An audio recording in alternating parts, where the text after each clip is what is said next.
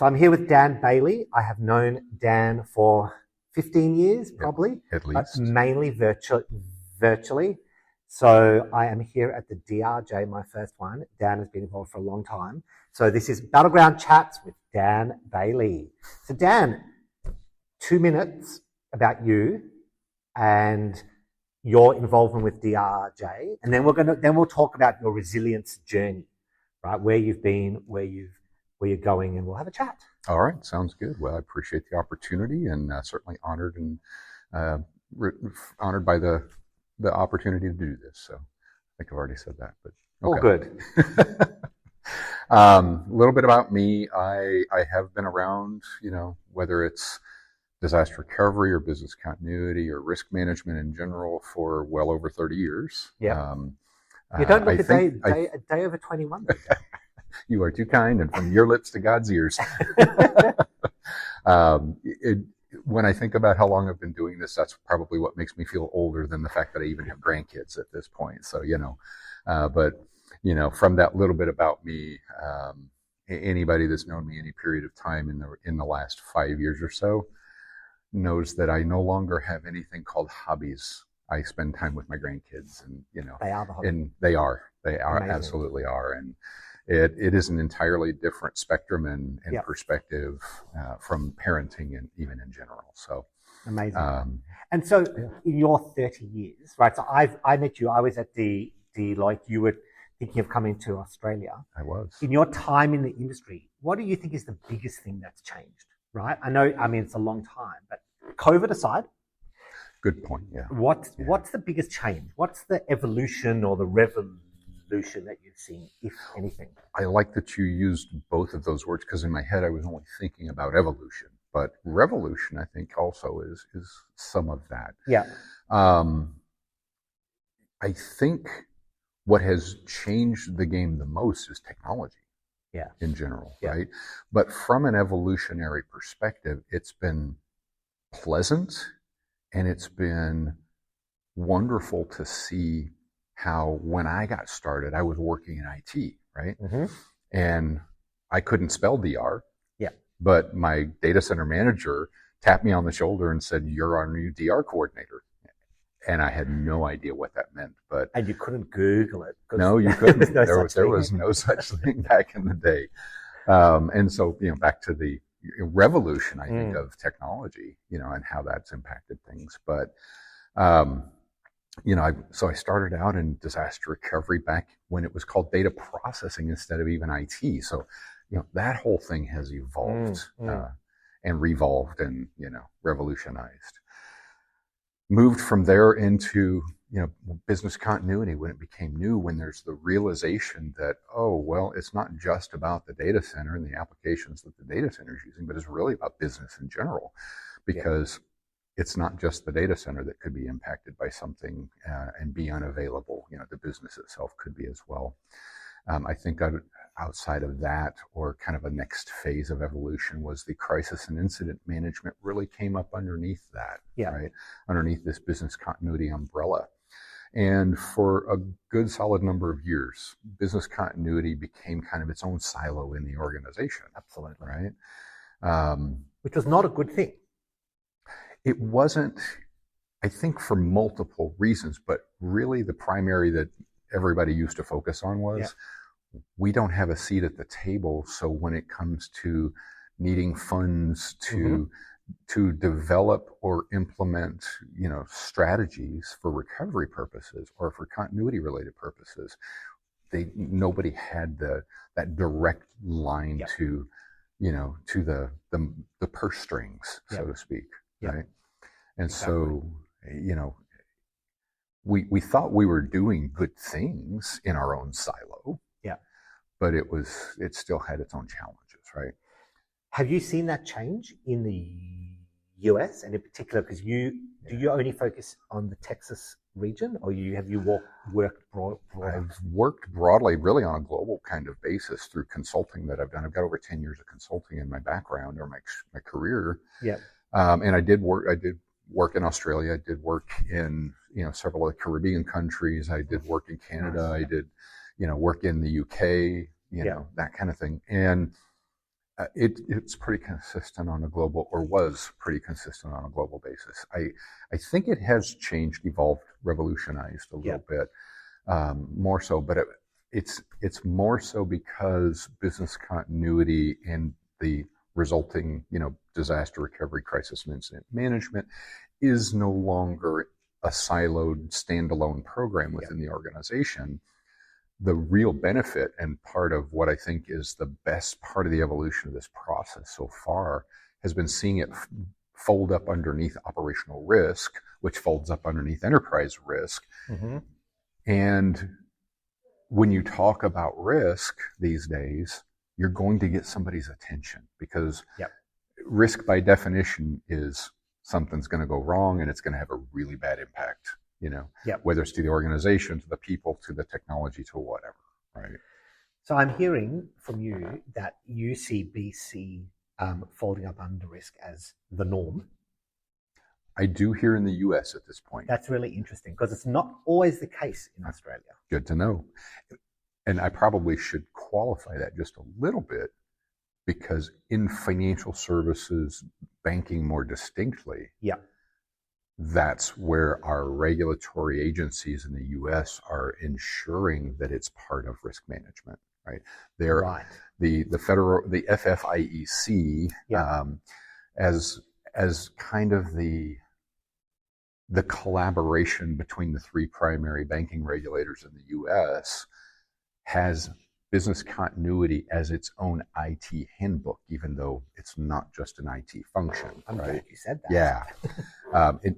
Nor should it ever be considered just an IT function, but it becomes automatically, as its own handbook, part of the regulatory exam process, right? So that there is scrutiny put on this thing. Yeah. And certainly not bragging, because there was a team of us that did this, but one of the teams at one of the banks that worked for me, what we developed from a business continuity perspective, and then they helped evolve it further, actually got documented compliments from our regulator at the time.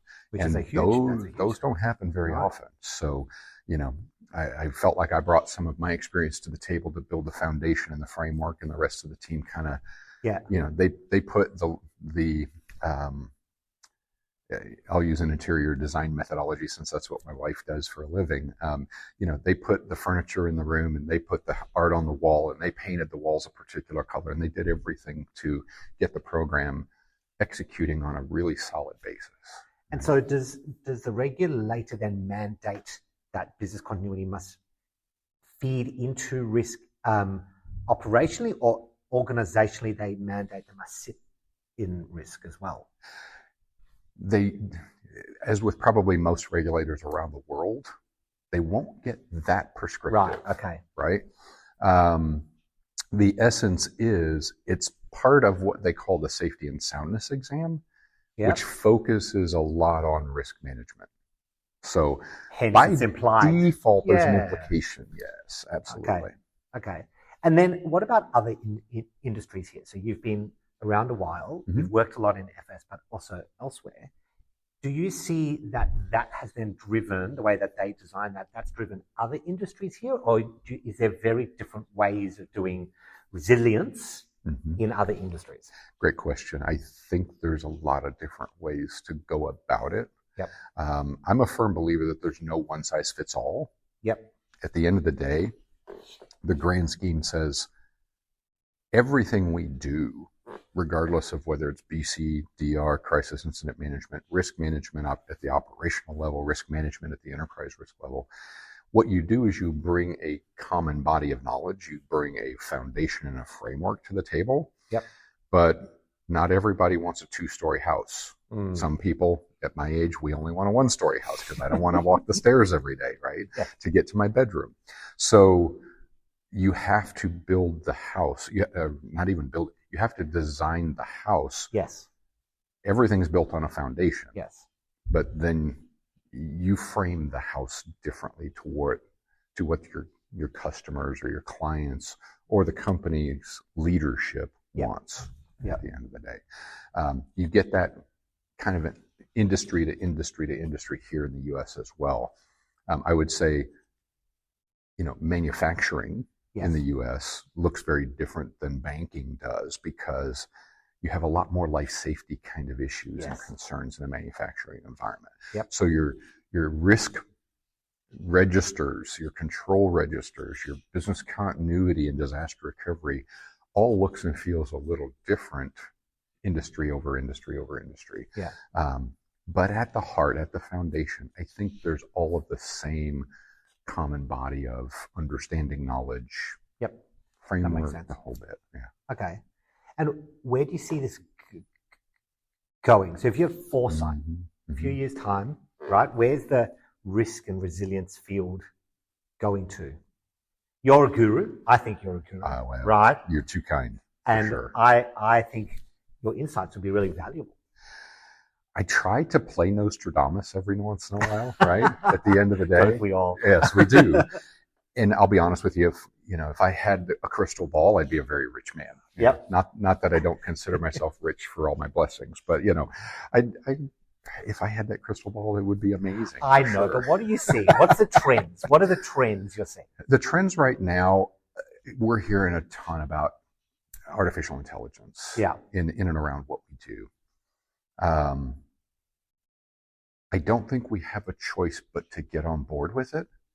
But I think we should definitely be careful with it because I don't think everybody truly understands what AI is, what comprises it. Because one of the really strange things that I keep hearing as I'm attending conferences or webinars or seminars is I hear people talking about artificial intelligence and machine learning as if they're one and the same thing. Oh, and they're not. They're completely different.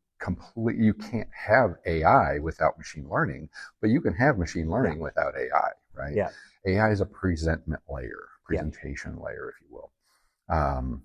And AI can frame up the data coming out of the machine learning database or data port or whatever library, whatever people are calling it these days. AI can frame it up depending on what AI is being asked for. The question it's all being about asked. the question.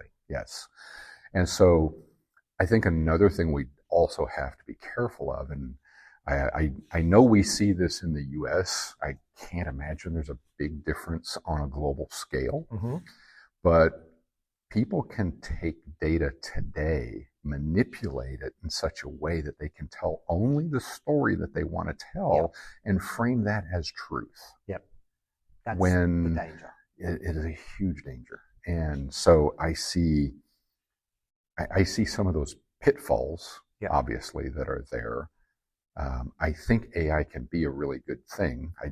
I don't know, or I hope we don't ever get to kind of the Terminator kind of that would be perspective scary, with AI. But it's how you use it, right? You have to use it for good. Yes. Right? And so I think, the BC and risk world has a lot of rich data that is underused. I totally right? agree. And so AI probably has the opportunity to say, what can it teach us about the data that we have? The only bias within that data is the collection of it within the companies. There's always that. Yeah, absolutely. Right? But if you use it in the right way, I think you're quite right. I think that is absolutely where we're going. AI could be the same as what somebody might consider some kind of weapon, right? I think ultimately AI probably gets used in some sort of weaponry, right? But it should be a good tool in our tool belt. It should frame some of our decision making. But as soon as it becomes the decision making engine, then we're in trouble. Right. Dan, so thank you. Yeah, It's absolutely. been a great chat. Been great to spend some time with you face to face. 100% agree. And we look forward to seeing you in Australia. Hey, you never know. Put the invitation forward. I'll see if I can make that happen because, as you and I have talked about, Craig, probably many times, Australia is probably one of my favorite places on earth. So, thank you.